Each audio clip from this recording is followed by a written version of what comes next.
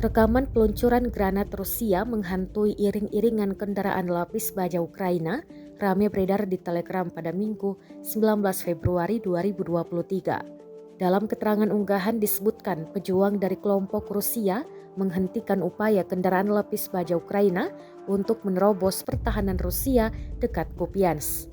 Tampak pasukan Ukraina dengan menggunakan 4 unit kendaraan lapis baja mencoba menyerang posisi pasukan Rusia. Pejuang Rusia tidak gentar melepaskan tembakan dari peluncur granat dan menghancurkan satu kendaraan musuh, memaksa sisanya melarikan diri, jelas narasi unggahan. Setelah peluncur granat menghantam satu kendaraan lapis baja Ukraina, 3 lainnya segera putar balik mundur ke posisi semula. Rekamannya pun menuai berbagai komentar dari warganet.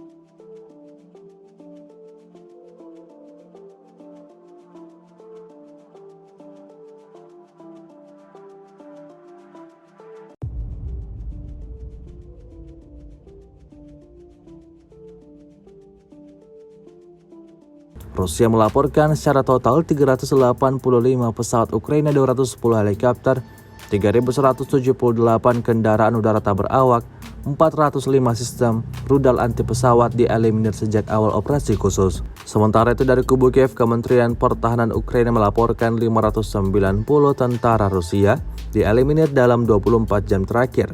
Total 142.860 prajurit Rusia meninggal sejak awal konflik hingga hari ke-362.